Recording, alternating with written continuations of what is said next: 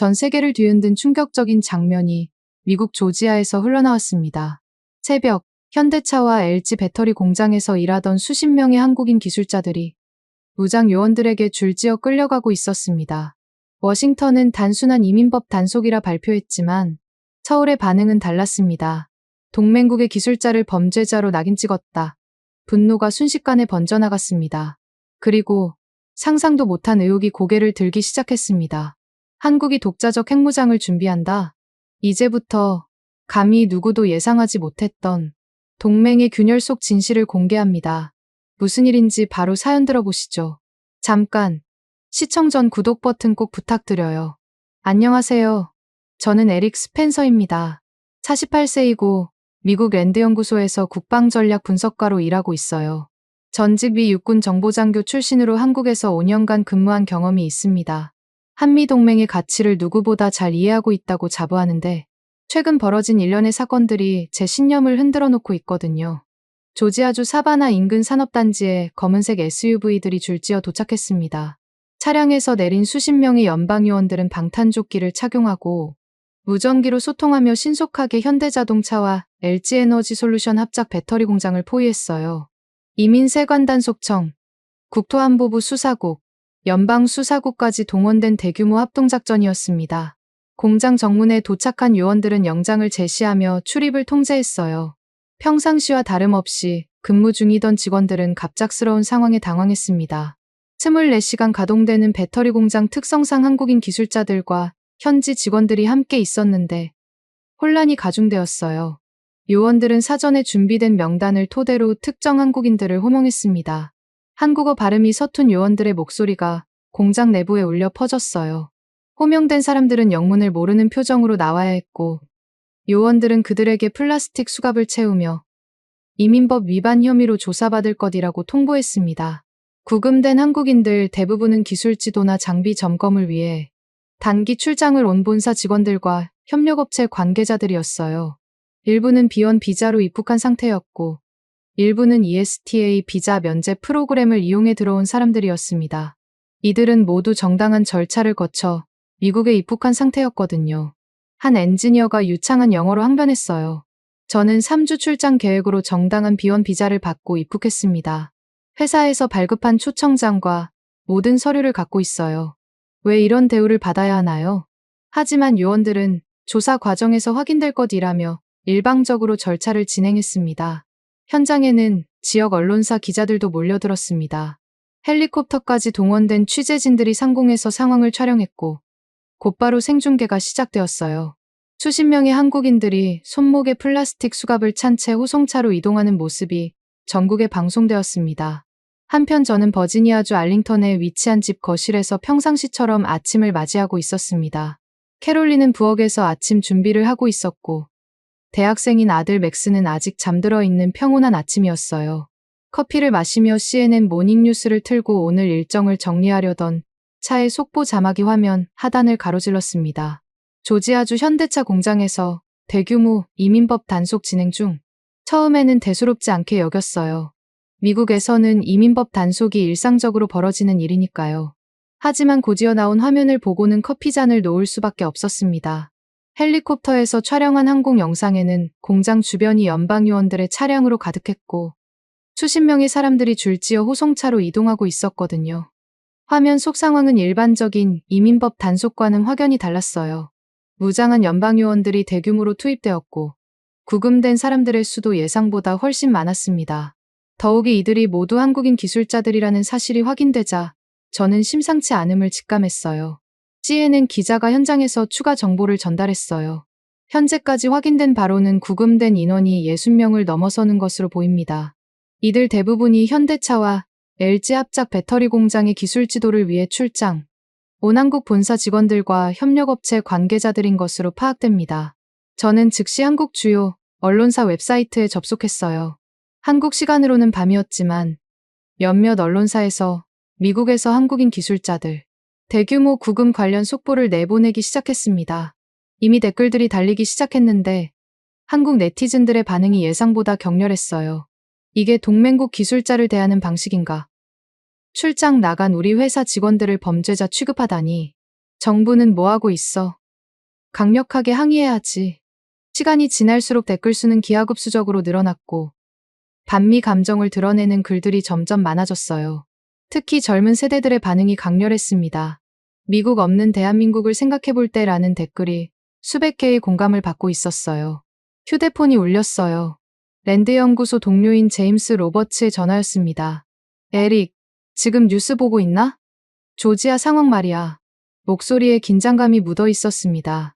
응, 보고 있어. 심상치 않네. 소장님이 긴급회의를 소집했어. 가능한 빨리 연구소로 와줘. 이 사건이 한미 관계에 미칠 파급 효과를 분석해야 한다고 하시더라. 랜드 연구소에 도착하니 이미 주요 연구원들이 회의실에 모여 있었어요.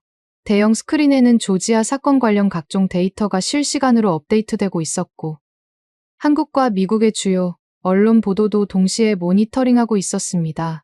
연구소 소장인 리처드 하워드가 엄숙한 표정으로 회의를 시작했어요.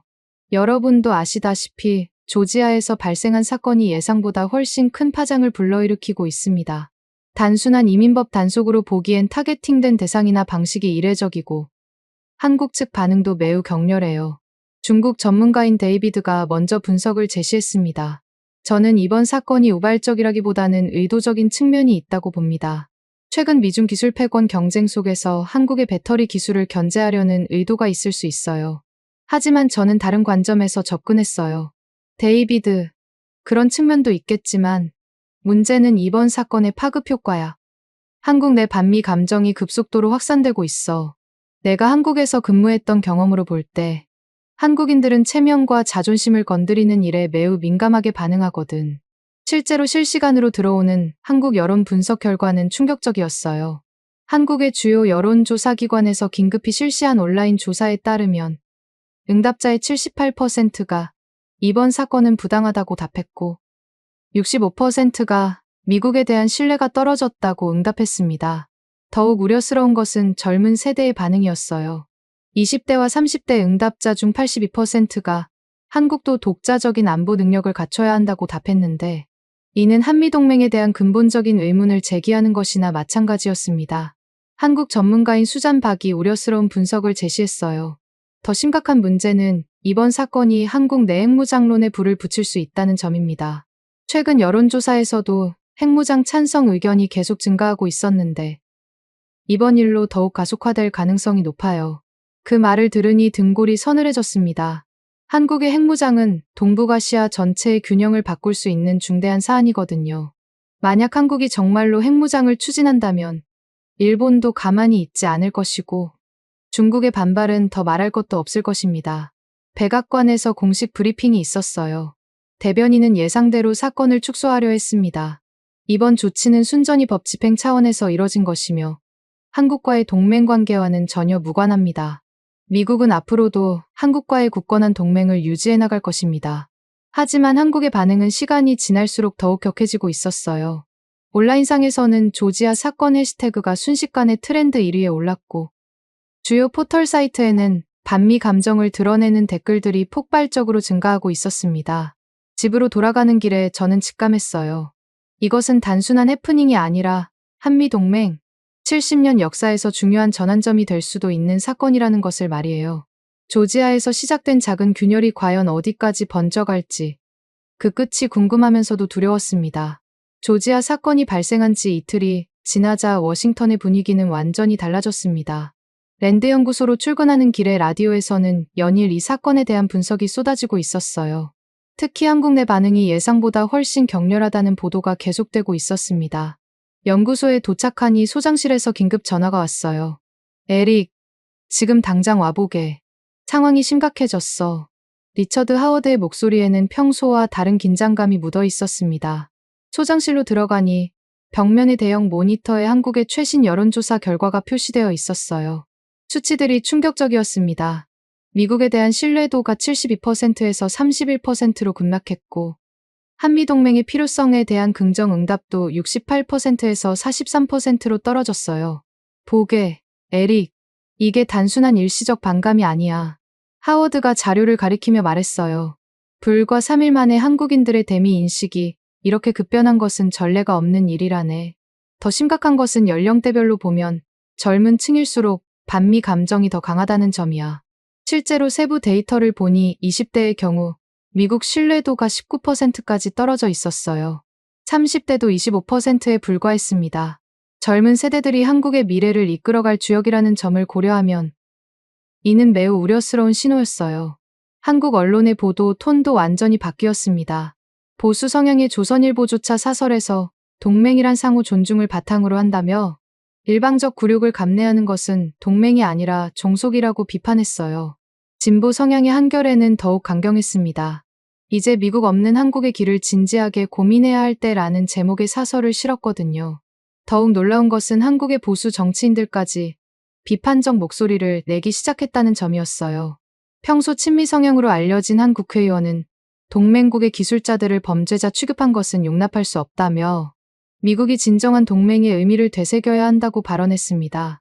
한국의 주요 기업들도 연쇄적으로 반발하고 있었어요.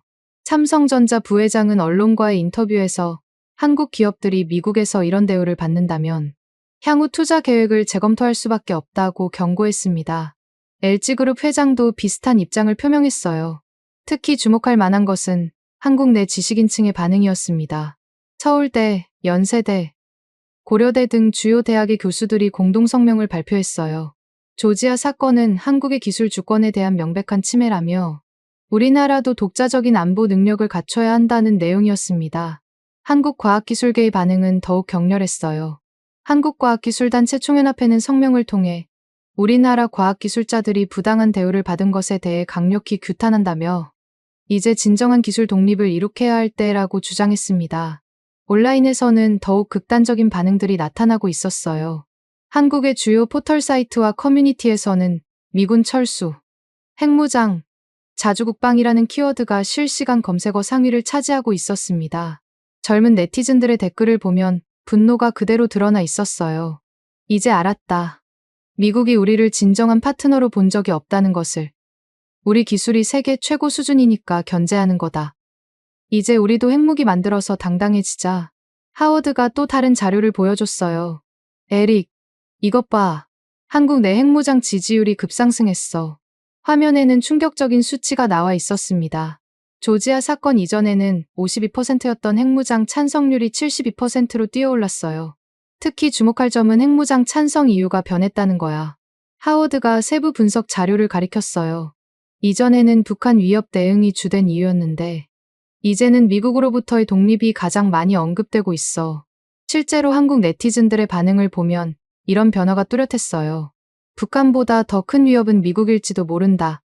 핵무기만 있으면 미국도 함부로 못한다. 이제 진짜 독립국가가 되자. 한국 정부의 공식 반응도 이전과는 달랐어요. 외교부 장관이 기자회견에서 이번 사건에 대해 매우 심각하게 받아들이고 있으며 미국 측의 명확한 해명과 사과를 요구한다고 강경한 어조로 말했습니다. 평소 신중한 발언으로 유명한 장관치고는 이례적으로 강한 표현이었어요. 국방부의 반응도 주목할 만했어요. 국방부 대변인은 정례 브리핑에서 우리나라의 안보는 궁극적으로 우리 스스로가 책임져야 한다며 자주국방 능력 강화를 위한 다양한 방안을 검토하고 있다고 발표했습니다. 이런 발언들이 나올 때마다 한국 내 여론은 더욱 들끓었어요. 일부에서는 정부가 드디어 정신을 차렸다며 환영하는 반응을 보였고 다른 일부에서는 말만 그럴듯하고 실제로는 아무것도 안 할 것이라며 회의적 반응을 보였어요. 한편 미국 내에서도 이번 사건에 대한 다양한 반응들이 나오고 있었습니다. 한국계 미국인 단체들은 연일항의 성명을 발표했고 일부 의회 의원들도 우려를 표명하기 시작했어요. 민주당의 한상훈 의원은 동맹국에 대한 과도한 조치였다며 한미관계 복원을 위한 노력이 필요하다고 말했습니다. 공화당 내에서도 온건파를 중심으로 비슷한 우려의 목소리가 나오고 있었어요. 하지만 강경파들의 반응은 달랐어요. 법 집행의 예외는 없다. 이민법 위반자는 엄정히 처리해야 한다는 입장을 고수했습니다. 일부는 한국이 과민 반응을 보이고 있다며 오히려 한국을 비판하기도 했어요. 이런 양극화된 반응은 미국 내에서도 한국 문제를 둘러싼 의견 분열이 심화되고 있음을 보여주는 것이었어요. 특히 중국과의 경쟁을 의식한 일부 강경파들은 한국의 중국 경사론을 우려하며 압박을 정당화하는 논리를 펴고 있었습니다. 제가 가장 우려스럽게 생각하는 부분은 한국 내에서 제기되고 있는 구체적인 대안들이었어요. 일부 전문가들이 핵확산금지 조약 탈퇴 검토를 공개적으로 언급하기 시작했거든요.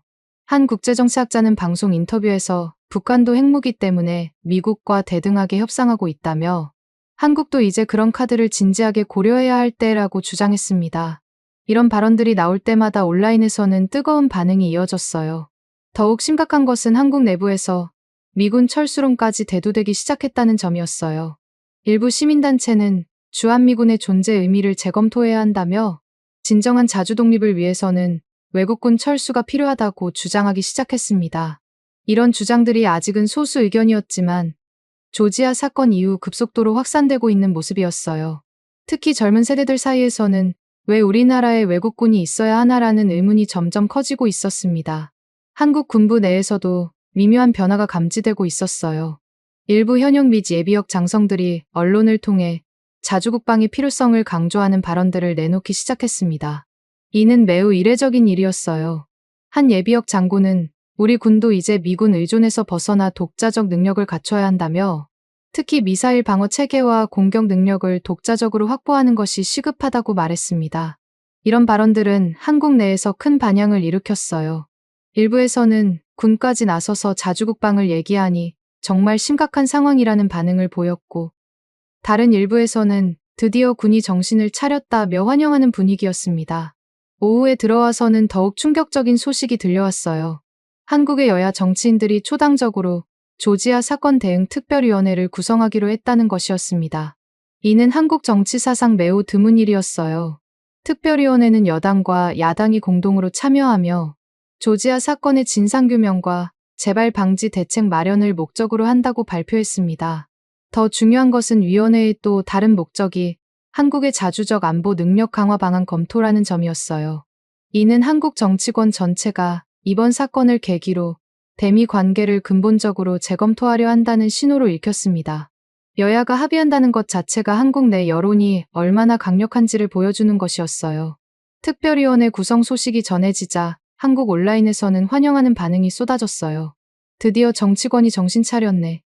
이제 진짜 변화가 시작될 것 같다. 미국 눈치만 보던 시대는 끝났다. 하지만 동시에 회의적인 시각도 있었어요. 정치인들이 쇼하는 거 아냐? 입으로만 그럴듯하게 하다가 나중에 흐지부지 될 것. 결국 미국 압력에 굴복할 것. 이런 반응들은 한국 국민들이 정치권에 대한 불신과 기대를 동시에 갖고 있음을 보여주는 것이었어요. 하지만 한 가지 분명한 것은 국민들의 요구가 이전과는 완전히 달라졌다는 점이었습니다. 저녁에 집으로 돌아가는 길에 아들 맥스에게서 전화가 왔어요. 아빠, 대학에서 한국 유학생들이 집회를 하고 있어. 조지아 사건 항의하면서 미국 정부 규탄하는 내용이야. 그래. 규모가 어느 정도나 돼? 생각보다 많아. 한국 유학생뿐만 아니라 다른 나라 학생들도 참여하고 있어. 그리고 수상한 건 중국 학생들이 동조하고 있어. 이는 우려스러운 신호였어요. 조지아 사건이 미국 내에서도 반미 정서를 확산시키고 있고 특히 중국이 이를 활용하려 할 가능성이 높다는 것을 의미했거든요. 집에 도착하니 캐롤린이 근심스러운 표정으로 저를 맞이했어요. 여보, 오늘 한국 뉴스 봤는데 상황이 정말 심각한 것 같던데. 이게 당신 일에 어떤 영향을 줄까? 아직 정확히 예측하기는 어렵지만 분명한 것은 한미 관계가 중대한 기로에 서 있다는 점이야. 이번 사건이 어떻게 해결되느냐에 따라 앞으로 수십 년간의 관계가 달라질 수도 있어. 그날 밤 늦게까지 각종 자료를 분석하며 내일 보고할 내용을 정리했습니다. 한 가지 확실해진 것은 조지아 사건이 단순한 외교적 마찰을 넘어서서 한국 사회 전체의 대미 인식을 바꿔놓았다는 점이었어요. 특히 우려스러운 것은 한국 내에서 제기되는 대안들이 점점 구체화되고 있다는 점이었습니다. 핵무장론, 미군 철수론, 자주국방론 등이 더 이상 소수의 급진적 주장이 아니라 상당한 지지를 받는 현실적 옵션으로 여겨지기 시작했어요. 잠자리에 들면서도 계속 생각이 꼬리를 물었습니다. 한국이 정말로 미국과 다른 길을 선택할 가능성이 얼마나 될까요? 그리고 만약 그런 일이 벌어진다면 동북아시아의 균형은 어떻게 될까요? 한 가지 확실한 것은 워싱턴의 정책, 결정자들이 한국 내 여론 변화의 심각성을 제대로 인식하지 못하고 있다는 점이었어요. 이는 매우 위험한 신호였습니다. 조지아 사건이 일어난 지 일주일이 지나자 상황은 제가 예상했던 것보다 훨씬 복잡하게 전개되고 있었습니다. 랜드연구소 내부에서도 이 사건을 두고 의견이 갈리기 시작했어요. 일부는 한국의 과민 반응이라고 보는 반면 다른 일부는 한미동맹의 근본적 위기라고 진단하고 있었거든요. 아침 브리핑에서 하워드 소장이 새로운 정보를 공개했어요. 어젯밤 국가안보회의에서 한국 관련 긴급 보고서 요청이 들어왔네. 특히 한국의 핵무장 가능성에 대한 구체적 분석을 원한다고 하더군. 이는 워싱턴 고위층이 상황의 심각성을 인식하기 시작했다는 신호였어요. 하지만 동시에 우려스러운 부분도 있었습니다. 미국 정부 내 강경파들이 한국을 압박하는 근거로 활용할 가능성도 있었거든요. 에릭, 자네가 한국 상황을 가장 잘 아니까 이 보고서를 맡아주게. 하워드의 말에 어깨가 무거워졌어요. 이 보고서가 향후 미국의 대한국 정책을 좌우할 수도 있는 중요한 문서가 될 테니까요. 오전 회의가 끝나고 개인 연구실로 돌아와 한국 상황을 더 자세히 들여다봤습니다. 가장 주목할 만한 변화는 한국 정부의 태도였어요. 외교부뿐만 아니라 국방부, 심지어 청와대까지도 이전과는 확연히 다른 목소리를 내고 있었습니다. 한국 대통령이 국무회의에서 한 발언이 특히 인상적이었어요. 동맹은 일방적 의존이 아니라 상호 존중을 바탕으로 해야 한다고 말했습니다. 이런 발언이 나온 배경에는 한국 내 여론의 압박이 있었어요. 대통령 지지율이 조지아 사건 이후 10%포인트 가까이 하락했고 정부의 굴욕 외교에 대한 비판이 거세지고 있었거든요. 더욱 놀라운 것은 한국 군부의 움직임이었어요. 합참의장이 국정감사에서 자주국방 능력 강화가 시급하다며 특히 미사일 방어체계와 장거리, 타격 능력 확보에 집중하겠다고 답변했습니다. 이는 매우 이례적인 발언이었어요. 한국군 지도부가 공개적으로 미군 의존 탈피를 언급한 것은 거의 처음이었거든요. 더욱이 장거리 타격 능력이라는 표현은 명백히 공격용 무기 확보 의지를 드러낸 것이었습니다. 한국 언론들도 이런 변화에 주목하고 있었어요. 한국의 유명 언론사는 한국, 자주국방으로 패러다임 전환이라는 제목의 기사를 일면에 실었고 중앙일보는 미군 의존체제 재검토 본격화라는 분석 기사를 내보냈어요. 특히 주목할 만한 것은 한국의 보수 언론들까지도 자주국방을 지지하는 논조를 보이기 시작했다는 점이었습니다. 이는 한국 사회 전체가 이 문제에 대해 초당적 합의를 이루고 있음을 보여주는 것이었어요. 한편 한국 국회에서는 더욱 구체적인 움직임들이 나타나고 있었습니다. 앞서 구성된 특별위원회가 첫 회의를 열고 자주국방 강화 로드맵 작성에 착수한다고 발표했어요. 특별위원장인 한 여당 의원은 더 이상 미국에만 의존하는 안보 체제로는 국민의 자존심과 안전을 지킬 수 없다며 실질적인 자주국방 능력 확보 방안을 마련하겠다고 선언했습니다. 야당 간사도 이에 동조했어요. 이번 일로 미국이 우리를 어떻게 생각하는지 알게 됐다며 우리도 이제 스스로를 지킬 수 있는 힘을 가져야 한다고 말했습니다. 이런 정치권의 변화는 즉시 여론으로 이어졌어요. 한국의 주요 여론조사 결과를 보니 자주국방 강화 필요성에 대한 공감대가 87%에 달했습니다. 이는 진보 보수를 막론한 압도적 지지였어요. 더욱 충격적인 것은 구체적인 방안에 대한 여론이었습니다. 독자적 핵무장 필요성에 대한 찬성이 76%에 달했고 주한미군 규모 축소 필요성도 68%의 지지를 받았어요. 이런 수치들을 보며 등골이 서늘해졌습니다. 한국이 정말로 미국과 다른 길을 가려고 하는 것일까요? 아니면 미국의 양보를 이끌어내기 위한 전략적 압박일까요?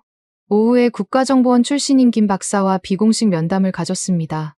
그는 한국 정보계에 인맥이 넓은 인물이어서 현지 분위기를 생생하게 전해줄 수 있었어요. 에릭, 이번 일은 정말 심각해요. 김 박사가 심각한 표정으로 말했습니다. 한국 정보당국 내에서도 미국 의존 체제 재검토 논의가 본격적으로 시작됐어요. 구체적으로 어떤 논의들인가요? 여러 가지죠. 우선 정보 공유 체제부터 재검토하고 있어요. 지금까지는 한국이 수집한 정보를 미국과 무조건 공유했는데 이제는 선별적 공유를 검토하고 있다고 해요. 이는 매우 중대한 변화였어요. 한미 정보협력이 축소된다면 양국 관계 전반에 미치는 영향이 클 수밖에 없었거든요. 그것뿐만 아니에요. 김 박사가 목소리를 낮췄어요. 한국이 독자적인 대북 정보망 구축을 본격화하고 있다는 소식도 들어와요. 지금까지는 미군의 정보 자산에 크게 의존했는데 이제는 자체 능력을 키우려는 것 같아요. 더욱 놀라운 소식도 있었어요. 한국 국방부 내에서 핵개발 기술적 검토팀이 비공식적으로 가동되고 있다는 얘기도 있어요. 물론 공개적으로는 부인하고 있지만요. 정말인가요? 확실하지는 않지만 여러 정황상 그럴 가능성이 높아요. 한국의 기술력이라면 충분히 가능하거든요. 원자력 기술도 세계 최고 수준이고 미사일 기술도 상당한 수준이에요. 이 말을 듣고 나니 더욱 걱정이 됐습니다. 한국이 정말로 핵개발을 검토하고 있다면 이는 동북아시아 전체의 판도를 바꿀 수 있는 일이었거든요. 에릭, 한 가지 더 알아둬야 할 것이 있어요. 김 박사가 조심스럽게 말했어요. 한국 내에서 다자간 협력 강화 논의도 나오고 있어요. 특히 유럽 국가들이나 인도 같은 민주주의 국가들과의 협력을 확대하자는 거예요. 어떤 식의 협력인가요? 방산협력이 대표적이에요. 프랑스, 독일, 영국 같은 나라들과 공동으로 무기 개발을 하거나 기술 이전을 받자는 거죠. 인도와는 우주 개발이나 미사일 기술 협력도 거론되고 있어요. 이는 흥미로운 변화였어요. 한국이 미국 의존에서 벗어나기 위해 다양한 국가들과의 협력을 모색하고 있다는 것이었거든요. 특히 프랑스가 적극적으로 접근하고 있다는 얘기예요. 마크롱 대통령이 전략적 자율성을 강조하면서 한국도 그런 방향으로 가야 한다고 제안했다고 해요. 인도는 어떤 반응을 보이고 있나요? 인도도 관심을 보이고 있어요. 특히 양국이 모두 중견국 외교를 추구하고 있고 기술 수준도 비슷한 수준이라서 협력 여지가 크다고 보는 것 같아요. 면담을 마치고 연구소로 돌아와 보니 더욱 충격적인 소식이 기다리고 있었어요. 한국 해군이 잠수함 발사 탄도미사일 시험에 성공했다는 뉴스였습니다. 한국 국방부는 기존에 계획된 시험이었다고 해명했지만 타이밍이 너무 절묘했어요. 조지아 사건으로 한미 관계가 경색된 상황에서 이런 무기 시험을 공개한 것은 분명한 메시지였거든요. 더욱이 이번에 시험한 미사일의 사거리가 3,000km에 달한다는 분석이 나왔어요. 이는 동북아시아 전 지역을 타격할 수 있는 범위였습니다. 한국 언론들은 이 소식을 대대적으로 보도했어요. 한국형 잠수함 발사 미사일 시대, 개막이라는 제목의 기사들이 쏟아졌고 온라인에서는 환호하는 반응들이 이어졌습니다. 이제 우리도 누구 눈치 안 보고 할 말 할 수 있겠네. 한국의 기술력이 이 정도였구나. 미국이 견제할 만하다. 이제 진짜 자주국방이 가능할 것 같다. 하지만 동시에 우려의 목소리도 있었어요. 너무 급진적으로 가는 것 아니냐. 미국과의 관계가 더 악화될 수도 있다는 의견들도 나오고 있었습니다. 오후 늦게 들어온 또 다른 소식은 한국이 프랑스와 방산협력 확대를 위한 고위급 회담을 추진하고 있다는 것이었어요. 특히 차세대 전투기 개발과 관련해서 프랑스의 기술 지원을 받는 방안이 논의되고 있다는 것이었습니다. 이는 매우 의미심장한 움직임이었어요. 한국이 미국산 무기 체계에서 벗어나 유럽 국가들과의 협력을 확대하려는 신호일 수 있었거든요. 저녁에 집으로 돌아가니 맥스가 흥미로운 소식을 전해줬어요. 아빠, 오늘 캠퍼스에서 한국학생회가 세미나를 했는데 내용이 정말 인상적이었어. 어떤 내용이었는데? 한국의 경제력과 기술력을 분석하는 내용이었어. 특히 한국이 세계에서 몇 안 되는 제조업 강국이면서 동시에 첨단 기술 강국이라는 점을 강조했어. 맥스의 설명에 따르면 한국 학생들은 자국의 위상에 대해 매우 자부심을 갖고 있었어요. 그리고 이런 나라가 왜 다른 나라에 의존해야 하냐는 의문을 제기하고 있었습니다. 그리고 인도 학생들이 많이 참석했는데 그들이 한국 학생들에게 우리나라끼리 협력하자고 제안하더라고. 둘 다 민주주의 국가이면서 기술 강국이니까 함께 발전해 나가자는 식으로 말이야. 이는 흥미로운 현상이었어요. 젊은 세대들 사이에서도 미국 의존에서 벗어나 다른 국가들과의 협력을 모색하는 분위기가 형성되고 있는 것 같았거든요. 아빠는 어떻게 생각해? 한국이 정말 미국과 멀어질까? 저는 잠시 생각에 잠겼어요. 솔직히 말하면 그 가능성을 완전히 배제할 수는 없었습니다. 한국 내 여론의 변화가 생각보다 훨씬 근본적이었거든요. 아직 단정하기는 어렵지만 한국 사람들의 생각이 많이 바뀌고 있는 것은 확실해. 특히 젊은 세대들일수록 미국에 대한 의존을 부정적으로 보는 경향이 강해지고 있어. 그날 밤 늦게까지 보고서 작성에 몰두했습니다. 국가안보회의에 제출할 보고서는 매우 신중하게 작성해야 했어요. 너무 위기를 과장하면 불필요한 긴장을 조성할 수 있고 너무 축소하면 상황을 제대로 파악하지 못할 수 있었거든요. 보고서의 핵심 내용은 3가지였어요. 첫째, 한국 내 반미 감정이 일시적이 아니라 구조적 변화를 보이고 있다는 점. 둘째, 한국의 자주국방 의지가 실제 정책으로 구현되고 있다는 점. 셋째, 한국이 미국 의존에서 벗어나기 위해 다양한 국가들과의 협력을 모색하고 있다는 점. 특히 마지막 부분에서는 한국의 다자간 협력 확대 가능성에 대해 자세히 분석했어요. 프랑스, 독일, 인도 등과의 협력이 확대된다면 한국의 대미 의존도가 크게 줄어들 수 있었거든요. 보고서를 마무리하면서 한 가지 확실해진 것이 있었어요.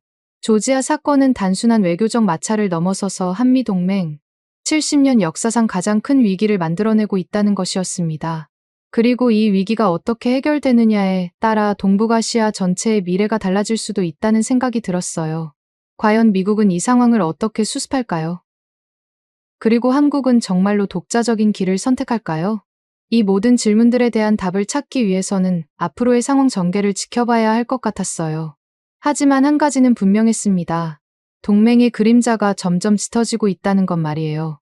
한국행 비행기에 몸을 맡기며 창밖으로 펼쳐지는 태평양을 바라봤습니다. 14시간의 긴 비행 시간 동안 계속 생각에 잠겨 있었어요. 워싱턴에서 보고서를 제출한 후 받은 지시는 명확했습니다. 직접 현지에 가서 한국의 진짜 의도를 파악하라.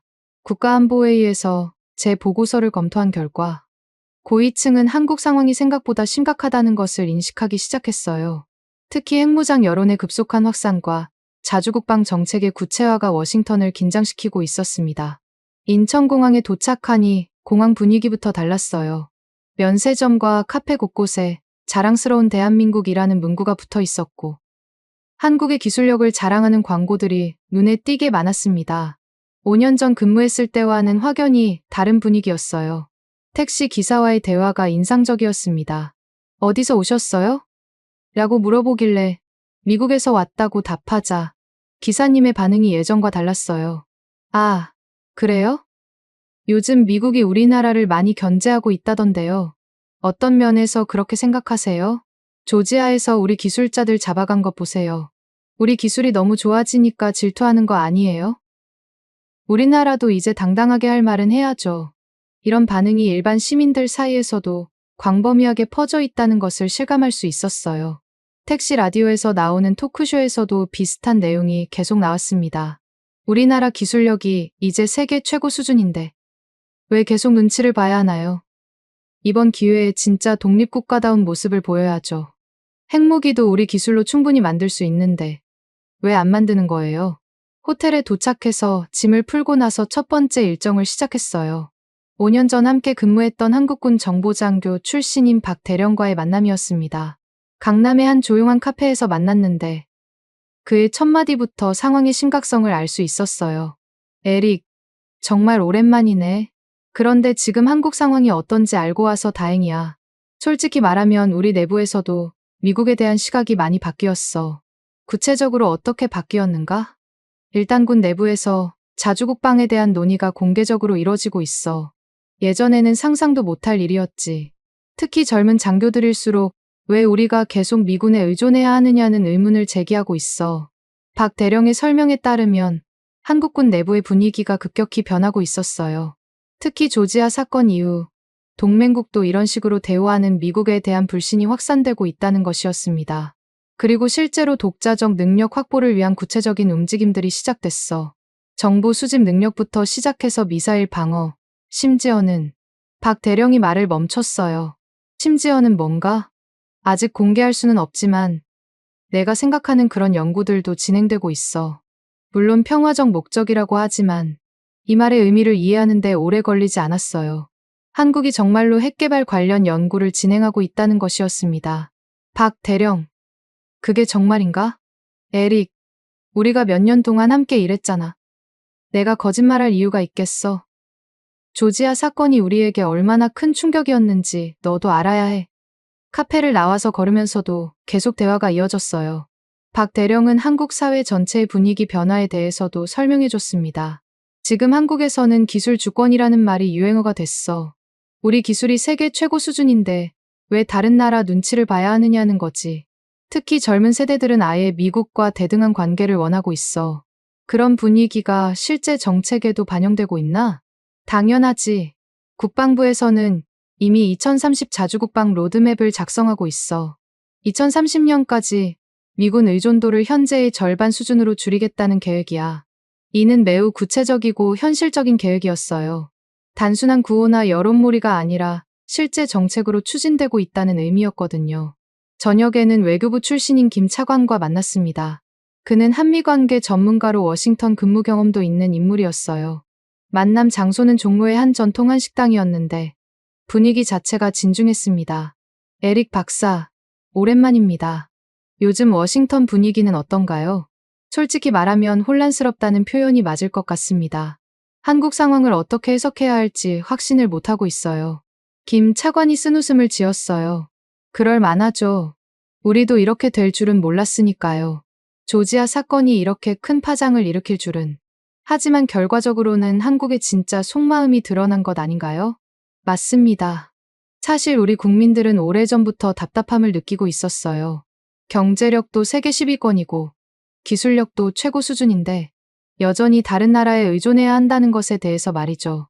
김 차관의 설명에 따르면 한국 정부 내부에서도 전략적 자율성 확보에 대한 논의가 본격화되고 있다는 것이었어요. 단순히 미국과의 관계를 조정하는 수준이 아니라 아예 새로운 외교 패러다임을 구상하고 있다는 것이었습니다. 구체적으로 어떤 방향인가요? 다자외교를 통한 선택지 확대입니다. 미국 하나에만 의존하지 말고 유럽, 인도, 동남아시아 등 다양한 파트너들과의 협력을 강화하려고 해요. 그것이 미국과의 관계 단절을 의미하는 건 아니죠? 물론 아닙니다. 하지만 종속적 관계에서 벗어나 대등한 파트너십을 구축하려는 것은 맞아요. 그런데 미국이 그것을 받아들일 수 있을지는 의문이에요. 식사 후 산책을 하면서 김 차관은 더욱 솔직한 이야기를 해줬어요. 에릭 박사, 솔직히 말해서 우리 정부도 국민 여론을 무시할 수 없는 상황이에요. 핵무장 지지율이 70%를 넘고 있고 자주국방 요구도 계속 높아지고 있어요. 그렇다면 정말로 핵 개발을 검토하고 있는 건가요? 김 차관이 잠시 망설이다가 대답했어요. 공식적으로는 부인하지만 만약을 위한 준비는 하고 있다고 봐야겠죠. 우리 기술력이라면 결정만 내리면 비교적 단시간 내에 가능하니까요. 이 말을 듣고 나니 상황의 심각성을 더욱 실감할 수 있었어요. 한국이 정말로 핵무장을 진지하게 고려하고 있다는 것이었거든요. 다음 날 오전에는 국회를 방문했습니다. 조지아 사건 대응 특별위원회 관계자와의 면담이 예정되어 있었어요. 국회의사당에 들어서니 로비 곳곳에 자주국방, 기술주권 관련 자료들이 전시되어 있었습니다. 특별위원회 간사인 한 의원과의 면담에서 가장 인상적이었던 부분은 구체적인 실행 계획이 이미 마련되어 있다는 점이었어요. 저희는 단순히 구호만 외치는 것이 아닙니다. 2025년부터 2035년까지 10년간의 구체적인 로드맵을 작성했어요.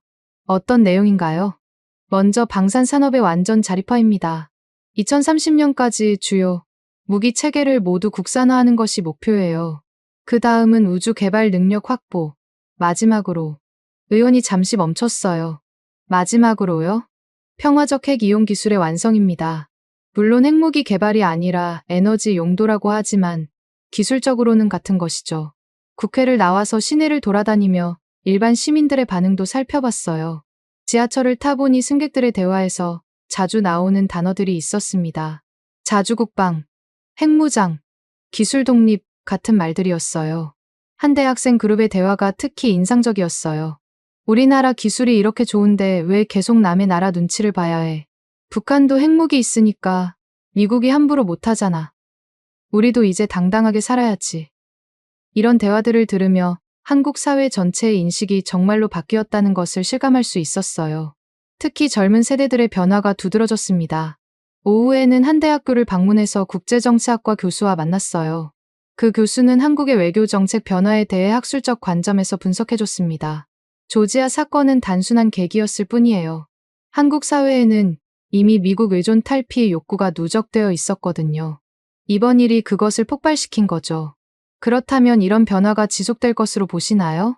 당연히 지속될 겁니다. 한국인들의 자존심과 직결된 문제거든요.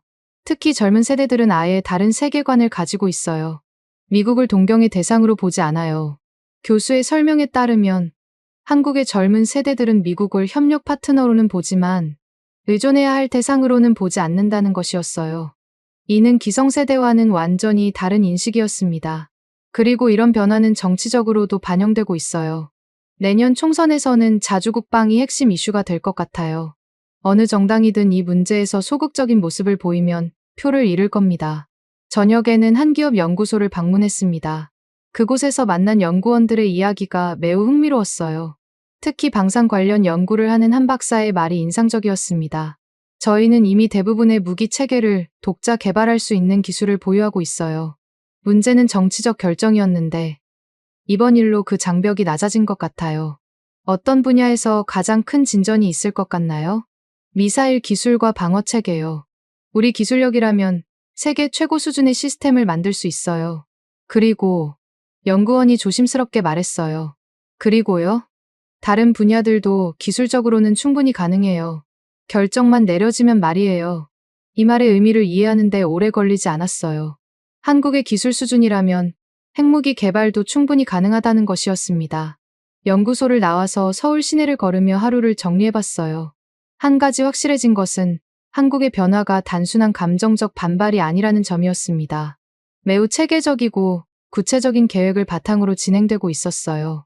호텔로 돌아가는 길에 한 서점에 들렀는데 베스트셀러 코너가 인상적이었어요. 자주국방의 길, 기술 독립 로드맵, 강한 나라의 조건 같은 책들이 상위권을 차지하고 있었습니다. 책들을 훑어보니 내용도 매우 구체적이었어요. 단순한 구호나 이상론이 아니라 실제로 어떻게 자주국방을 달성할 수 있는지에 대한 현실적인 방안들이 제시되어 있었습니다. 호텔 방에서 그날의 경험들을 정리하면서 한 가지 확신을 갖게 됐어요. 한국이 정말로 미국과 다른 길을 가려고 한다는 것이었습니다.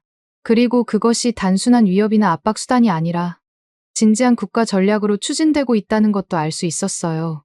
가장 우려스러운 부분은 핵무장 관련 움직임이었어요. 여러 사람들과의 대화를 종합해보면 한국이 이미 기술적 준비를 상당 부분 완료한 상태에서 정치적 결정만을 기다리고 있는 것 같았습니다. 내일은 더 많은 사람들을 만나 상황을 더 자세히 파악해야겠다고 생각하면서 잠자리에 들었습니다. 한국의 진짜 의도가 무엇인지, 그리고 이 모든 변화가 어디로 향하고 있는지 더 정확히 알아야 했거든요. 한 가지 분명한 것은 조지아 사건이 단순한 외교적 마찰을 넘어서서 한국 사회 전체를 변화시켰다는 점이었어요. 그리고 그 변화는 돌이킬 수 없는 지점으로 향하고 있는 것 같았습니다. 한국에서의 이틀째 조사를 마치고 워싱턴으로 돌아오는 비행기 안에서 저는 복잡한 심경이었습니다. 수집한 정보들을 종합해보니 상황이 제가 예상했던 것보다 훨씬 심각했어요. 한국이 단순히 불만을 표출하는 수준을 넘어서 실제로 미국과 다른 길을 준비하고 있다는 확신이 들었거든요. 워싱턴에 도착하자마자 랜드 연구소로 향했습니다. 하워드 소장이 긴급히 호출한 상태였어요. 소장실에 들어가니 평소와 달리 여러 명이 모여 있었습니다. 국방부와 국무부에서 온 관리들도 있었어요. 에릭, 어떤가? 한국 상황이 정말 심각한가? 하워드가 첫마디를 꺼냈어요. 예, 생각보다 훨씬 심각합니다. 이것은 일시적인 감정적 반발이 아니라 체계적이고 구조적인 변화로 보입니다.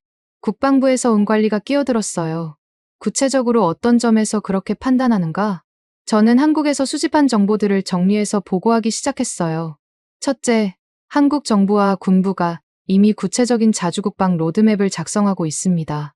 둘째, 핵개발 관련 기술 검토가 비공식적으로 진행되고 있다는 정황이 포착됩니다. 셋째, 이런 변화가 여론의 압도적 지지를 받고 있어 정치적으로 후퇴하기 어려운 상황입니다. 국무부 관리가 놀란 표정을 지었어요. 핵개발 검토라니 확실한 정보인가? 복수의 소스에서 확인한 내용입니다. 물론 공식적으로는 부인하고 있지만 기술적 준비는 상당히 진행된 것으로 보입니다. 회의실이 조용해졌어요. 모두들 상황의 심각성을 인식하기 시작한 것 같았습니다. 하워드가 물었어요. 그렇다면 우리가 어떻게 대응해야 한다고 생각하나? 일단 한국의 우려를 진지하게 받아들여야 합니다. 조지아 사건에 대한 적절한 해명과 재발 방지 약속이 필요해요. 하지만 그것만으로는 부족할 것 같습니다. 왜 부족하다고 보는가? 한국인들의 인식이 근본적으로 바뀌었기 때문입니다. 이제는 미국과 대등한 관계를 원하고 있어요. 기존의 상하 관계가 아니라 수평적 파트너십을 추구하고 있습니다. 국방부 관리가 반박했어요. 하지만 현실적으로 한국이 미국 없이 북한과 중국을 상대할 수 있겠나? 결국 우리에게 돌아올 수밖에 없을 텐데. 저는 고개를 저었어요. 그런 생각이 문제입니다. 한국은 이미 상당한 자체 방어 능력을 갖추고 있어요. 그리고 무엇보다 핵무장 옵션을 진지하게 검토하고 있습니다. 만약 한국이 핵무기를 보유하게 되면 게임의 룰 자체가 바뀝니다. 회의는 2시간 넘게 이어졌어요. 결국 제 보고서를 바탕으로 백악관에 상황 브리핑을 하기로 했습니다. 하지만 정부 내 반응은 갈렸어요.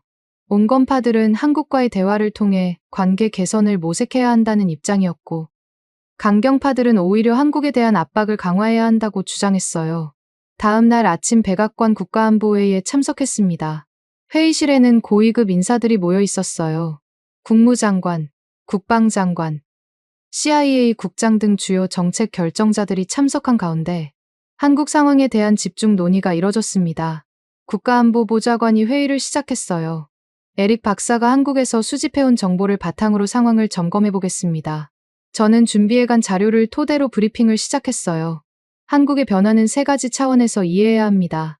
심리적 차원에서는 미국에 대한 신뢰가 크게 훼손됐고, 정치적 차원에서는 자주국방이 초당적 합의사항이 됐으며, 기술적 차원에서는 독자적 능력 확보가 현실적으로 가능한 수준에 도달했습니다. 국방장관이 질문했어요. 한국의 핵무장 가능성을 어떻게 평가하나? 기술적으로는 충분히 가능합니다. 한국의 원자력 기술과 미사일 기술 수준을 고려할 때 정치적 결정만 내려지면 비교적 단시간 내에 핵무기 보유국이 될 수 있어요. 국무장관이 우려를 표했어요. 그렇게 되면 일본도 가만히 있지 않을 텐데 동북아시아 전체가 핵 도미노에 빠질 위험이 있지 않나? 그 가능성이 높습니다. 한국이 핵무장하면 일본도 핵무장 압력을 받게 될 것이고, 그렇게 되면 동북아시아 전체의 안보 구조가 근본적으로 바뀔 수 있어요. CIA 국장이 추가 정보를 제공했어요. 최근 첩보에 따르면 한국 내 일부 시설에서 의심스러운 활동들이 포착되고 있습니다. 우라늄 농축과 관련된 것으로 보이는 움직임들이 있어요. 이 말에 회의실이 술렁였어요. 한국이 정말로 핵 개발을 시작한 것일까요? 국가안보보좌관이 정리했어요. 상황이 이렇다면 우리도 대응 방안을 마련해야 합니다. 2가지 옵션이 있겠네요. 대화를 통한 관계 회복이냐, 압박을 통한 행동 저지냐. 회의실에서 격렬한 토론이 벌어졌어요. 온건파와 강경파 사이의 의견 차이가 뚜렷했습니다. 온건파의 대표격인 부국무장관이 먼저 의견을 제시했어요. 한국은 70년간 우리의 핵심 동맹국이었습니다. 일시적인 갈등 때문에 이 관계를 포기할 수는 없어요. 조지아 사건에 대한 적절한 사과와 함께 한국의 우려를 해소하는 방향으로 가야 합니다. 하지만 강경파의 반응은 달랐어요. 부국방장관이 반박했습니다. 한국이 핵무장을 추진한다면 이는 미국의 핵심 이익에 대한 직접적 도전입니다. 강력한 제재를 통해 이런 움직임을 차단해야 해요. 2 진영 사이의 논쟁이 격화되자 대통령이 직접 나섰어요. 일단 외교적 해결을 시도해보자. 하지만 한국의 핵무장 움직임에 대해서는 단호하게 대응할 것임을 분명히 해야 한다. 결국 2가지 트랙으로 진행하기로 했어요. 공개적으로는 대화를 통한 관계 회복을 추진하되, 비공개적으로는 한국의 핵 개발을 저지하기 위한 압박 수단을 준비하는 것이었습니다. 회의가 끝난 후 국무장관이 저를 따로 불렀어요. 에릭 박사, 한국과의 비공식 대화 채널을 열어볼 생각은 없나? 당신이 한국 상황을 가장 잘 아니까. 물론 가능합니다. 하지만 한국 측도 상당히 강경한 입장이라는 점을 염두에 둬야 합니다. 며칠 후 한국 측과 비공식 접촉이 성사됐어요. 한국의 전 외교관이 워싱턴을 방문해서 비공개 회담을 갖게 된 것이었습니다. 회담 장소는 워싱턴 외곽의 조용한 호텔이었어요. 한국 측 대표는 제가 잘 아는 인물이었습니다. 과거 한미관계 업무를 담당했던 경험 많은 외교관이었어요. 오랜만입니다. 에릭 박사. 그가 먼저 인사를 건넸어요. 네. 정말 오랜만입니다. 하지만 이런 상황에서 만나게 되다니. 조지아 사건이 이렇게 큰 파장을 일으킬 줄은 저희도 몰랐습니다. 하지만 일단 벌어진 일이니 현실적으로 접근해야겠죠. 회담은 3시간 넘게 이어졌어요. 한국 측의 입장은 명확했습니다. 조지아 사건에 대한 공식 사과와 재발 방지 약속, 그리고 한국을 대등한 파트너로 인정하는 것이었어요. 우리가 원하는 것은 간단합니다. 상호 존중에 기반한 진정한 동맹관계예요. 일방적 의존이 아니라 대등한 협력 말입니다. 하지만 핵무장 문제는 어떻게 해야 할까요? 이 부분에서는 미국이 양보하기 어려울 것 같은데. 한국 측 대표가 잠시 망설이더니 대답했어요. 그것은 우리의 생존과 직결된 문제입니다. 조지아 사건으로 우리는 미국이 언제든지 우리를 버릴 수 있다는 것을 깨달았어요. 그렇다면 우리도 스스로를 지킬 수 있는 능력을 가져야겠죠. 하지만 한국이 핵무장하면 동북아시아 전체가 불안정해질 텐데요. 그건 미국이 걱정할 일이 아니라 우리가 판단할 문제입니다. 우리의 안보는 우리가 책임져야 해요. 이런 대화를 통해 한국의 의지가 얼마나 강한지 실감할 수 있었어요. 단순한 협상 카드가 아니라 정말로 핵무장을 추진할 의지가 있다는 것이었습니다. 회담 후 보고서를 작성하면서 한 가지 확실해진 것이 있었어요. 기존의 방식으로는 이 문제를 해결할 수 없다는 것이었습니다.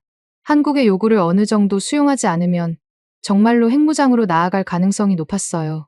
하지만 미국 내 강경파들의 반응은 예상대로 강했어요. 한국의 요구를 들어주면 다른 동맹국들도 같은 요구를 할 것이라며 선례를 남겨서는 안 된다고 주장했습니다. 반면 온건파들은 한국을 잃는 것보다는 양보하는 것이 낫다며 새로운 형태의 동맹관계를 모색해야 한다고 반박했어요. 이런 내부 갈등 속에서 시간만 흘러가고 있었습니다. 그러는 사이 한국에서는 더욱 구체적인 움직임들이 포착되기 시작했어요. CIA에서 입수한 최신 정보에 따르면 한국의 여러 시설에서 핵물질 관련 활동이 급증하고 있다는 것이었어요. 표면적으로는 원자력 발전소 연료 생산이라고 하지만 실제로는 무기급 농축이 가능한 수준까지 기술을 발전시키고 있는 것으로 보였습니다. 또한 한국군의 미사일 시험도 계속되고 있었어요.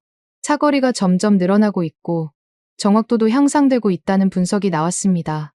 가장 우려스러운 것은 한국 내 여론이 더욱 급진화되고 있다는 점이었어요. 최신 여론조사에 따르면 핵무장 찬성률이 80%를 넘어섰고 미군 완전 철수 요구도 50%를 넘어서고 있었습니다. 이런 상황에서 워싱턴 내부의 갈등도 심화되고 있었어요.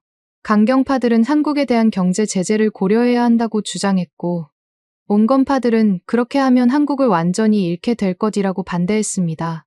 저는 이 모든 상황을 지켜보면서 한 가지 확신을 갖게 됐어요. 조지아 사건으로 시작된 이 위기가 단순히 지나갈 문제가 아니라는 것이었습니다. 한미동맹 70년 역사상 가장 큰 전환점을 맞고 있는 것 같았어요. 그리고 이 위기를 어떻게 해결하느냐에 따라 동북아시아 전체의 미래가 달라질 수도 있다는 생각이 들었습니다. 과연 미국은 한국의 변화를 수용할 수 있을까요? 아니면 압박을 통해 기존 체제를 유지하려 할까요? 한 가지 분명한 것은 시간이 많지 않다는 점이었어요. 한국의 움직임이 점점 구체화되고 있고 미국도 곧 명확한 선택을 해야 하는 상황이 오고 있었습니다. 한국과의 비공식 회담이 결렬된 지 며칠 후 저는 충격적인 소식을 접했습니다. 한국 해군 기지에서 잠수함들이 이례적으로 대거 출항하는 모습이 위성으로 포착됐다는 것이었어요. CIA 분석관들은 정기훈련이라고 해명하고 있었지만 타이밍과 규모를 고려할 때 뭔가 다른 목적이 있는 것 같았습니다. 더욱 놀라운 것은 한국군이 동해상에서 대규모 미사일 시험을 실시했다는 소식이었어요. 이번에는 사거리가 4,000km에 달하는 신형 미사일이었는데 이는 중국 내륙 깊숙한 곳까지 타격할 수 있는 수준이었습니다. 한국 국방부는 자주국방 능력 강화의 일환이라고 발표했지만 국제사회의 반응은 심상치 않았어요. 특히 일본과 중국이 강하게 반발하고 나섰습니다. 일본 총리는 긴급 기자회견을 통해 한반도의 군사적 긴장, 고조를 우려한다며 평화적 해결을 촉구한다고 발표했어요. 하지만 실제로는 일본 내에서도 독자적 방위력 강화 논의가 급속히 확산되고 있다는 정보가 들어왔습니다. 중국의 반응은 더욱 날카로웠어요. 외교부 대변인은 한반도 비핵화 원칙을 견지해야 한다며 영내 평화와 안정을 해치는 행위를 중단할 것을 촉구했습니다. 하지만 동시에 중국군이 한반도 근처 해역에서 대규모 해상 훈련을 시작했다는 소식도 전해졌어요. 랜드연구소에서는 연일 긴급회의가 이어졌습니다. 상황이 단순한 외교적 갈등을 넘어서서 지역 전체의 안보 위기로 확산되고 있었거든요. 에릭, 자네 생각에는 한국이 정말로 선을 넘을 것 같나? 하워드 소장이 걱정스러운 표정으로 물었어요. 현재 추세로 보면 그럴 가능성이 높습니다. 한국 내 여론이 워낙 강경해져서 정부도 후퇴하기 어려운 상황인 것 같아요. 실제로 한국에서 들려오는 소식들은 하루가 다르게 심각해지고 있었습니다. 국회에서는 핵확산금지 조약 탈퇴 검토에 대한 공개 토론까지 벌어지고 있었어요.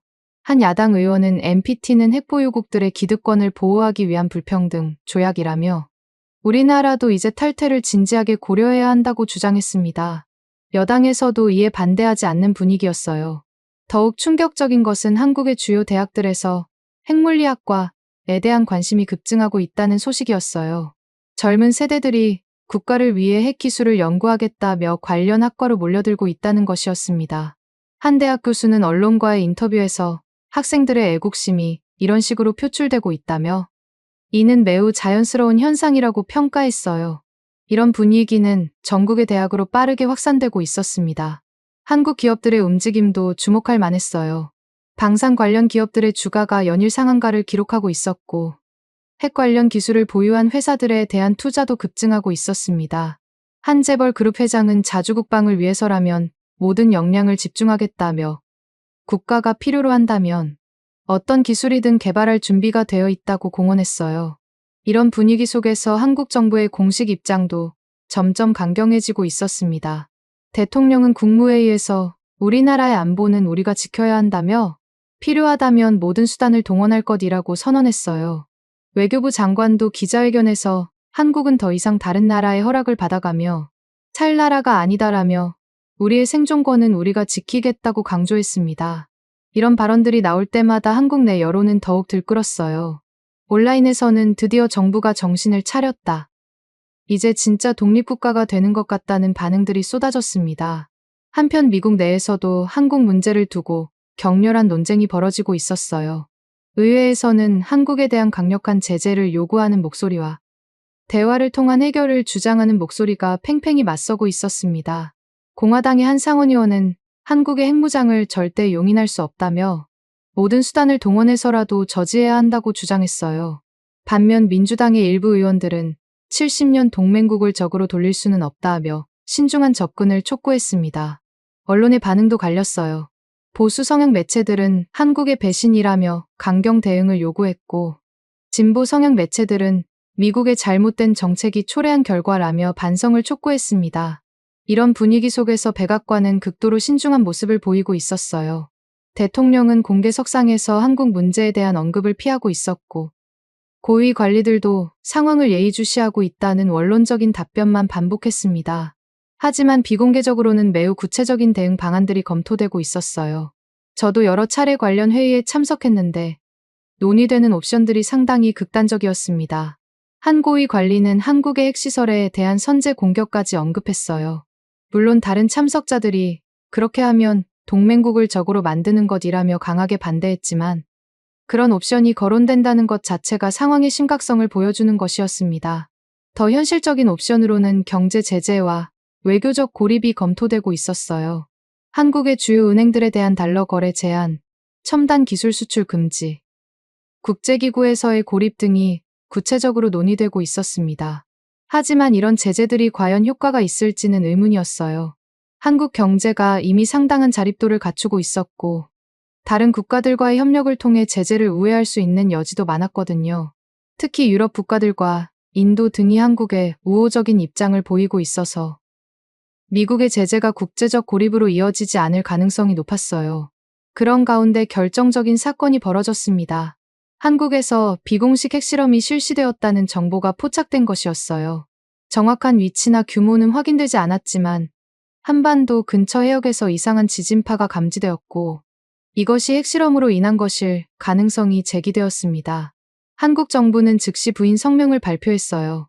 그런 실험은 전혀 없었다며 근거 없는 추측이라고 반박했습니다. 하지만 국제지진감시 기관들의 분석 결과는 달랐어요. 여러 전문가들이 핵실험일 가능성을 배제할 수 없다는 의견을 제시했고 일부는 소규모 핵실험이 맞다고 단정적으로 말하기도 했습니다. 이 소식이 전해지자 국제사회가 발칵 뒤집어졌어요. 유엔 안보리는 긴급회의를 소집했고 각국 정부들은 일제히 우려를 표명했습니다.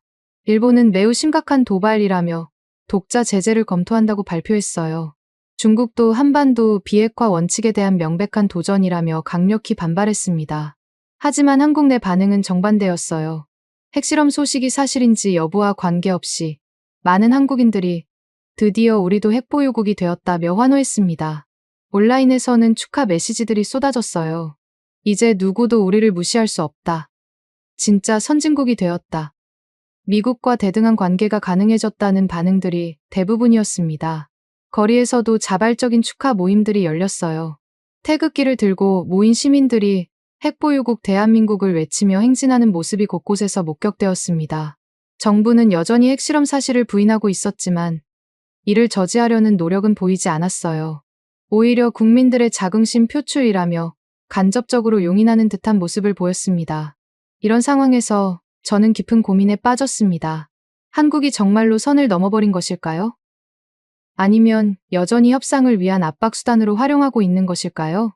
하지만 한국 사회 전체의 분위기를 보면 이미 돌이킬 수 없는 지점을 넘어선 것 같았어요. 핵무장에 대한 국민적 합의가 형성되었고 정부도 이를 거스르기 어려운 상황이 된 것 같았습니다. 더욱 우려스러운 것은 이런 변화가 다른 국가들에게도 영향을 미치기 시작했다는 점이었어요. 일본에서는 우리도 핵무장을 고려해야 한다는 목소리가 나오기 시작했고 대만에서도 비슷한 논의가 제기되고 있었습니다. 동북아시아 전체가 핵 도미노에 빠질 위험이 현실로 다가오고 있는 것 같았어요. 그리고 이 모든 변화의 시작점이 조지아에서 벌어진 그 작은 사건이었다는 것을 생각하니 아찔했습니다. 과연 미국은 이 상황을 어떻게 수습할 수 있을까요? 그리고 한국은 정말로 미국과 결별하는 길을 선택할 것일까요? 모든 것이 불투명한 상황에서 시간만 흘러가고 있었습니다. 한국의 핵실험 의혹이 제기된 지 사흘 후 워싱턴에는 전쟁 같은 분위기가 조성되었습니다. 백악관 상황실에서는 24시간 비상체제가 가동되었고 국가안보회의가 연일 열렸어요. 저는 한국 전문가로서 거의 모든 회의에 참석해야 했습니다. 이제 더 이상 미룰 수 없다. 국가안보보좌관이 단호한 목소리로 말했어요. 한국이 정말로 핵무기를 보유했다면 우리는 즉각적인 행동을 취해야 한다. 회의실에 모인 고위 관리들의 표정은 심각했어요. 국무장관, 국방장관, CIA 국장, 합참의장 등이 모두 참석한 가운데 한국 문제, 최종 해결 방안이 논의되고 있었습니다. 국방장관이 먼저 입을 열었어요. 군사적 옵션부터 검토해보겠습니다. 한국의 핵시설에 대한 정밀 타격이 기술적으로는 가능합니다. 하지만 뭔가? 정보기관 관계자가 날카롭게 물었어요. 한국군의 반격 능력을 고려해야 합니다. 그들의 미사일 기술이 상당한 수준에 도달했거든요. 특히 잠수함 발사 미사일의 경우 우리 본토까지 위협할 수 있는 사거리를 갖고 있습니다. 회의실이 조용해졌어요. 한국이 더 이상 일방적으로 공격할 수 있는 약한 상대가 아니라는 것을 모두가 인식하는 순간이었습니다. CIA 국장이 추가 정보를 제공했어요.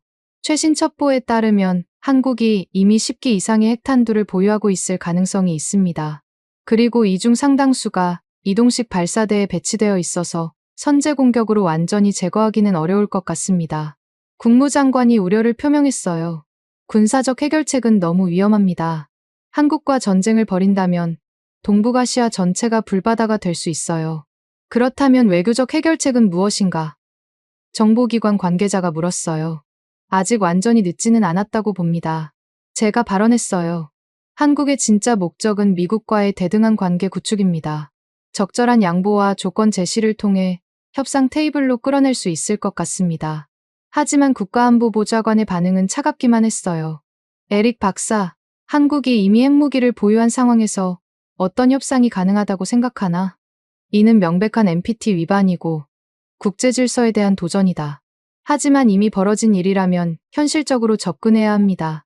한국을 적으로 돌리는 것보다는 새로운 형태의 관계를 모색하는 것이. 정보기관 관계자가 손을 들어 토론을 중단시켰어요. 일단 한국과 직접 대화를 시도해보자. 최고위급 특사를 보내서 우리의 입장을 분명히 전달하고 한국의 진짜 의도를 파악하는 것이 우선이다. 결국 국무장관이 직접 서울을 방문하기로 결정되었어요.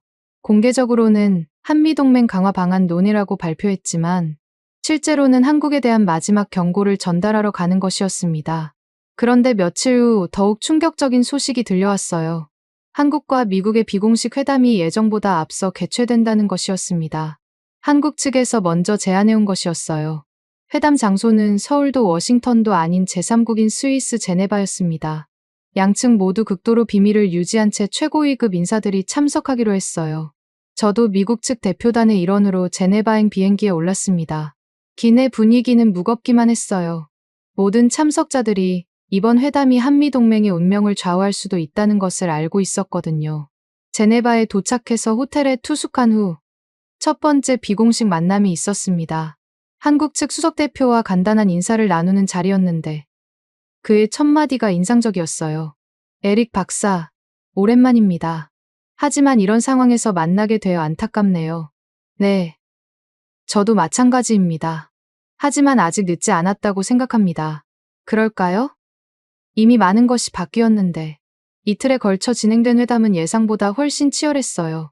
미국 측은 한국의 핵무기 포기를 전제 조건으로 내걸었고 한국 측은 대등한 동맹관계 구축을 요구했습니다. 첫날 회담에서 한국 측 수석대표가 놀라운 제안을 했어요. 우리는 미국을 적으로 생각하지 않습니다. 다만 종속적 관계에서 벗어나 진정한 파트너가 되고 싶을 뿐입니다. 그렇다면 핵무기는 왜 개발했는가? 미국 측 수석대표가 날카롭게 물었어요. 우리의 생존을 위해서입니다. 조지아 사건을 통해 우리는 미국이 언제든지 우리를 버릴 수 있다는 것을 깨달았습니다. 하지만 핵무기 보유는 NPT 위반이고 국제법 위반이다. 한국 측 대표가 쓴웃음을 지었어요. NPT는 기존 핵보유국들의 기득권을 보호하기 위한 불평등 조약입니다. 우리는 더 이상 이런 불평등을 받아들일 수 없어요. 회담 첫날은 이렇게 평행선을 그었습니다. 양측 모두 자신들의 입장을 고수하며 한치도 물러서지 않았어요. 둘째 날 회담에서는 좀 더 구체적인 조건들이 논의되기 시작했어요. 한국 측이 먼저 카드를 꺼내 들었습니다. 우리가 원하는 것은 간단합니다. 첫째, 한국을 핵보유국으로 인정할 것. 둘째, 주한미군의 역할을 재정의할 것. 셋째, 모든 정책 결정에서 한국과 사전 협의할 것. 그 대가로 무엇을 줄 수 있나? 동북아시아에서 미국의 이익을 침해하지 않겠습니다. 그리고 핵무기를 다른 국가에 확산시키지도 않을 것입니다. 미국 측에서는 즉답을 피했어요. 이런 조건들을 검토하려면 워싱턴과의 협의가 필요했거든요. 회담 중간에 중요한 정보가 전달되었어요. 한국에서 대규모 시위가 벌어지고 있다는 소식이었습니다. 하지만 이전의 반미 시위와는 성격이 달랐어요. 핵보유국 코리아라는 구호를 외치며 한국의 핵무장을 축하하는 집회였습니다. 서울 광화문 광장에 수십만 명이 모여 태극기를 흔들며 자랑스러운 핵보유국을 외치고 있었어요. 집회 참가자들의 인터뷰가 인상적이었습니다. 이제 우리도 당당한 나라가 됐어요. 미국이든 중국이든 함부로 우리를 대할 수 없을 거예요. 우리 기술력으로 이룬 쾌거입니다. 한국 정부는 이런 집회를 제지하지 않았어요. 오히려 국민들의 자긍심 표출이라며 간접적으로 지지하는 모습을 보였습니다. 이런 소식을 듣고 난이 협상의 분위기도 바뀌었어요. 한국 측은 더욱 자신감 있는 모습을 보였고 미국 측은 현실을 받아들여야 한다는 압박을 느끼게 되었습니다. 보시다시피 한국 국민들은 이미 결정을 내렸습니다. 한국 측 대표가 말했어요. 우리 정부가 이를 뒤집기는 어려울 것 같아요. 미국 측 수석대표가 마지막 카드를 꺼내 들었어요. 만약 한국이 핵무기를 포기하지 않는다면 우리도 모든 옵션을 고려할 수밖에 없다. 군사적 조치를 말씀하시는 건가요? 한국 측 대표가 침착하게 물었어요. 모든 옵션이라고 했습니다. 그렇다면 우리도 그에 상응하는 대응을 할 수밖에 없겠네요. 한국은 더 이상 일방적으로 당하기만 하는 나라가 아닙니다. 회담장의 분위기가 얼어붙었어요. 70년 동맹국이 서로에게 위협을 가하는 상황이 벌어진 것이었습니다. 결국 둘째 날 회담도 결렬로 끝났어요. 양측 모두 계속 협의하겠다고 발표했지만 실제로는 평행선을 그은 채 결별한 것이나 마찬가지였습니다. 제네바에서 워싱턴으로 돌아오는 비행기 안에서 저는 깊은 절망감을 느꼈어요. 조지아에서 시작된 작은 균열이 이제는 돌이킬 수 없는 골짜기가 되어버린 것 같았습니다. 더욱 우려스러운 것은 이런 상황이 다른 국가들에게도 영향을 미치기 시작했다는 점이었어요. 일본에서는 우리도 핵무장을 고려해야 한다는 목소리가 정치권에서 공개적으로 나오기 시작했고 대만에서도 비슷한 논의가 제기되고 있었습니다. 워싱턴에 도착하자마자 긴급 브리핑에 참석해야 했어요. 고위 관리들이 제네바 회담 결과를 듣고 향후 대응 방안을 결정하기 위해서였습니다. 결국 협상은 실패했다는 얘기군. 정보기관 관계자가 침울한 표정으로 말했어요. 네. 양측의 입장 차이가 너무 컸습니다. 한국은 핵보유국 지위를 절대 포기하지 않겠다는 의지를 명확히 했습니다. 그렇다면 이제 어떻게 해야 하나? 회의실에 긴 침묵이 흘렀어요. 모든 참석자들이 답을 찾기 어려워하고 있었습니다. 마침내 국방장관이 입을 열었어요. 두 가지 선택지가 있습니다. 한국을 사실상의 적국으로 간주하고 봉쇄 정책을 펼치거나 아니면 현실을 받아들이고 새로운 형태의 관계를 모색하거나. 새로운 형태의 관계라니? 한국을 핵보유국으로 인정하면서도 우리의 영향력을 유지하는 방안을 찾는 것입니다. 완전한 적대보다는 제한적 협력이 나을 수도 있어요. 하지만 국가안보보좌관은 강력히 반대했어요. 그렇게 되면 NPT 체제 전체가 무너집니다. 다른 국가들도 한국을 따라할 것이고 핵 확산을 막을 수 없게 될 거예요. 논쟁은 밤늦게까지 이어졌지만 명확한 결론은 나지 않았어요. 다만 한 가지는 분명해졌습니다. 조지아 사건으로 시작된 위기가 이제 한미동맹뿐만 아니라 국제질서 전체를 흔들고 있다는 것이었어요. 집으로 돌아가는 길에 아들 맥스에게서 전화가 왔어요. 아빠, 대학에서 한국 학생들이 축제 분위기야.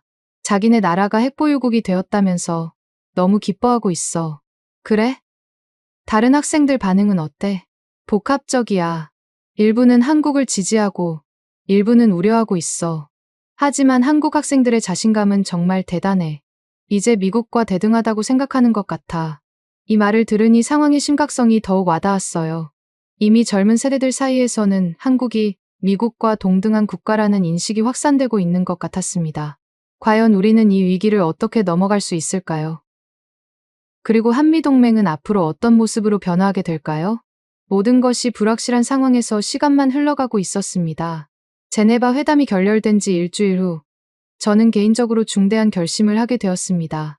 정부 내 강경파들이 한국에 대한 제재 방안을 본격적으로 추진하기 시작했고, 심지어 군사적 옵션까지 거론되고 있는 상황이었어요. 하지만 저는 이 모든 위기의 진짜 원인이 무엇인지 알아내야 한다고 생각했습니다. 그날 밤 늦게 개인 연구실에서 조지아 사건 관련 자료들을 다시 한번 꼼꼼히 검토하기 시작했어요. 처음에는 단순한 이민법 단속으로 보였던 그 사건에 정말 다른 배경은 없었을까요? FBI와 국토안보부의 작전 계획서, 구금된 한국인들의 명단, 그리고 사건 당일의 상황 보고서들을 자세히 들여다봤습니다. 그러던 중 한 가지 이상한 점을 발견했어요. 구금된 한국인 기술자들의 선정 기준이 매우 특이했다는 점이었습니다.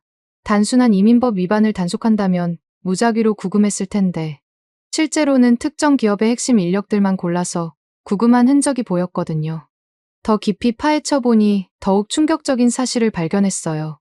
이 작전을 주도한 것이 국토안보부 내의 특별 태스크포스였는데, 이들의 임무가 미국 우선주의 정책 구현을 위한 외국 기업 견제였다는 것이었습니다. 즉, 조지아 사건은 단순한 이민법 단속이 아니라 미국 기업들의 경쟁력을 보호하기 위해 한국 기업들을 겨냥한 의도적인 작전이었던 것입니다. 트럼프 행정부 특유의 미국 우선주의 정책의 일환이었던 거예요. 이 사실을 확인하기 위해 저는 작전에 참여했던 한 연방요원과 비공식 면담을 가졌습니다. 그는 처음에는 말을 아꼈지만 결국 진실을 털어놨어요. 에릭, 솔직히 말하면 우리도 이렇게 큰 파장이 일 줄은 몰랐어요. 단지 한국 기업들이 미국 시장에서 너무 큰 영향력을 갖게 되는 것을 견제하려고 했을 뿐인데, 그렇다면 한국 기술자들을 범죄자 취급한 것은 의도적이었다는 얘기인가요? 직접적으로 그런 건 아니었지만 강력한 메시지를 보내려고 했던 것은 맞아요. 미국에서 사업하려면 우리 룰을 따라야 한다는 식으로 말이죠. 이 대화를 통해 조지아 사건의 진실이 명확해졌습니다. 트럼프 정부의 강압적인 정치 방식이 한국에 적용되면서 이 모든 위기를 촉발한 것이었어요. 하지만 한국은 멕시코나 캐나다처럼 쉽게 굴복하는 나라가 아니었던 것입니다. 더욱 분노스러운 것은 이 사실을 알고 있으면서도 정부 고위층이 진실을 공개하지 않고 있다는 점이었습니다. 오히려 한국의 반발을 과도한 반응으로 몰아가며 더 강경한 대응을 정당화하려 하고 있었어요. 저는 이 진실을 공개해야 한다고 결심했습니다. 비록 제 경력에는 치명적일 수 있지만 70년 한미동맹이 거짓과 오해로 무너져서는 안 된다고 생각했어요. 하지만 이런 기밀 정보를 언론에 누설하는 것은 매우 위험한 일이었습니다. 저는 다른 방법을 모색해야 했어요.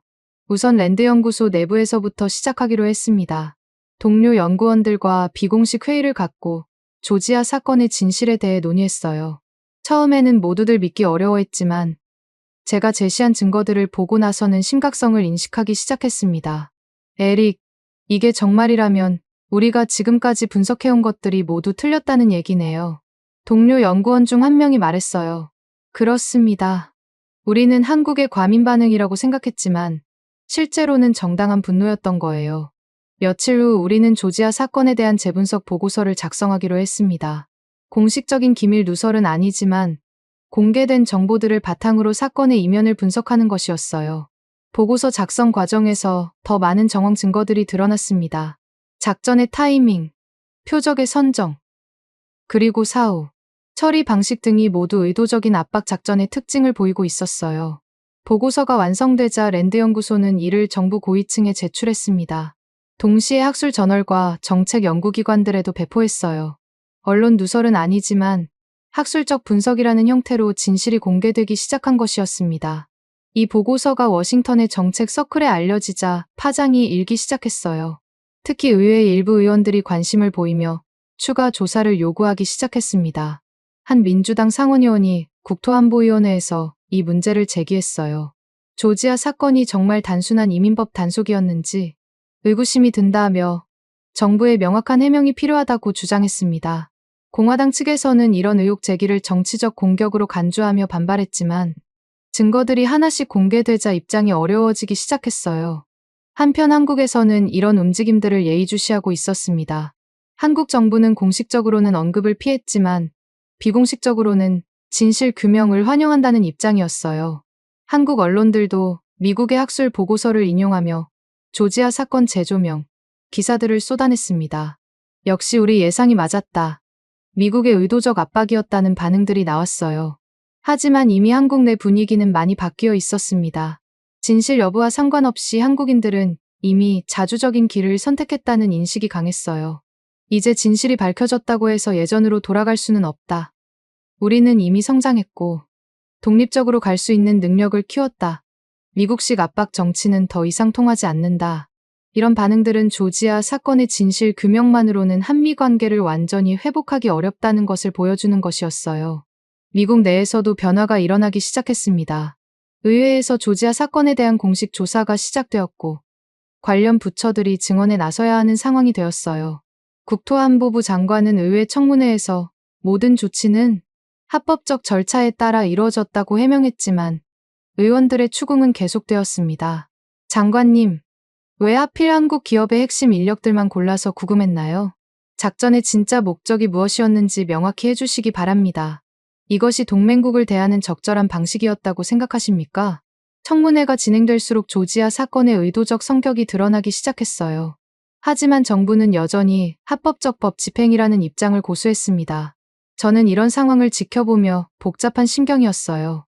진실이 조금씩 밝혀지고 있지만 이미 한미 관계는 돌이킬 수 없는 지점까지 와 있는 것 같았거든요.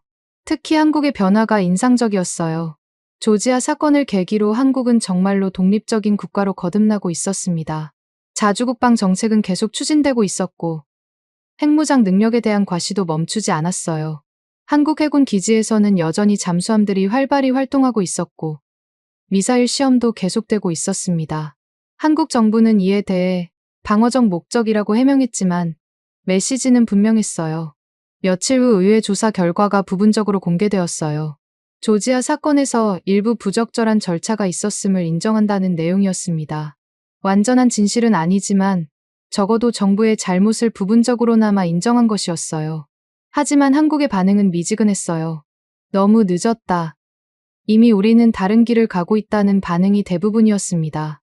집으로 돌아가는 길에 아들 맥스가 전화를 걸어왔어요. 아빠, 대학에서 한국 학생들이 말하는데 이제 한국이 정말 독립적인 나라가 되었다고 하더라. 미국 없이도 충분히 잘 살 수 있다고. 그래.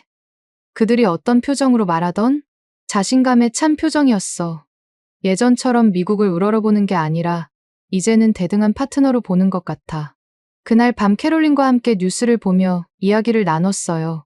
여보, 결국 한국과의 관계는 어떻게 될까? 글쎄, 완전히 원래대로 돌아가기는 어려울 것 같아. 하지만 새로운 형태의 관계는 가능할지도 모르겠어. 새로운 형태? 종속적 관계가 아니라 정말로 대등한 파트너십 말이야. 한국이 원하는 것도 바로 그거고. 몇 주 후 놀라운 소식이 들려왔어요. 한국과 미국이 새로운 형태의 동맹관계 논의를 위한 비공식 회담을 갖기로 했다는 것이었습니다. 회담의 핵심은 상호 존중에 기반한 새로운 파트너십 모델이었어요. 기존의 상하 관계가 아니라 수평적 협력 관계를 구축하자는 것이었습니다. 저는 이 소식을 들으며 희망을 느꼈어요. 비록 많은 것이 바뀌었지만 완전한 결별은 피할 수 있을지도 모른다는 생각이 들었거든요. 한국 해안에 떠있는 잠수함 위로 떠오르는 태양을 바라보며 저는 생각했어요. 동맹은 신뢰 위에 세워진다. 그리고 신뢰는 말이 아니라 행동으로 증명된다. 미국은 앞으로 한국에게 동맹이란 이름에 걸맞게 잘 행동해야 할 것입니다. 미국이 스스로 최고라고 자부하지만 그건 큰 오산일 수도 있어요. 지금은 그럴 수 있겠지만 미래에는 아닐 수도 있습니다. 미래에 한국이 없으면 미국은 지도상에서 없어질지도 모른다는 생각이 진심으로 들었어요. 동맹이 깨지면 정말 큰일이 날 수 있다는 것을 우리 모두가 망각하면 안 될 것입니다. 조지아 사건으로 시작된 작은 균열이 이렇게 큰 위기로 발전한 것을 보면서 신뢰가 얼마나 소중한지 다시 한번 깨달았습니다. 지금까지 에릭 스펜서 씨의 사연 어떠셨나요? 여러분, 지금까지 에릭 스펜서의 이야기를 통해 조지아에서 시작된 작은 사건이 어떻게 70년 한미동맹을 뒤흔드는 거대한 위기로 발전했는지 함께 지켜봤습니다. 처음에는 단순한 이민법 단속으로 보였던 그 사건이 사실은 우리가 생각지도 못한 깊은 상처를 남겼다는 것을 알게 되었죠.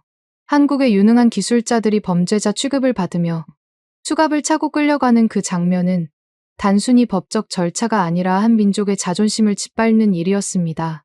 그리고 우리는 목격했습니다. 한국이라는 나라가 얼마나 자랑스럽고 당당한 민족인지를 말이죠. 어려운 상황에서도 굴복하지 않고 오히려 더 강해지며 스스로의 힘으로 일어서는 그 모습을 보면서 정말 가슴이 뭉클했습니다. 배터리 기술 세계 1위, 조선업 세계 1위, 반도체 기술 최고 수준. 이런 나라가 왜 계속 다른 나라 눈치를 봐야 했을까요? 한국 국민들의 분노와 자존심을 이제야 이해할 수 있을 것 같습니다. 에릭 스펜서가 자신의 경력을 걸고 진실을 밝혀낸 그 용기도 우리에게 많은 것을 생각하게 합니다. 때로는 개인의 이익보다 더 큰 가치를 위해 희생할 줄 아는 사람들이 있기에 이 세상이 조금씩 더 나은 곳이 되어가는 것 아닐까요? 하지만 무엇보다 중요한 것은 이것입니다. 신뢰는 하루아침에 쌓이는 것이 아니지만 무너지는 것은 한순간이라는 것 말이죠. 70년 동안 쌓아온 우정과 동맹이 작은 오해와 실수로 인해 이렇게 위험한 지경까지 올 수 있다니 정말 마음이 아픕니다. 지금도 한국 해안가 어딘가에서는 잠수함이 바다를 헤치고 나아가고 있을 것입니다. 그 잠수함 위로 떠오르는 태양처럼 한국이라는 나라도 새로운 미래를 향해 당당히 나아가고 있겠죠.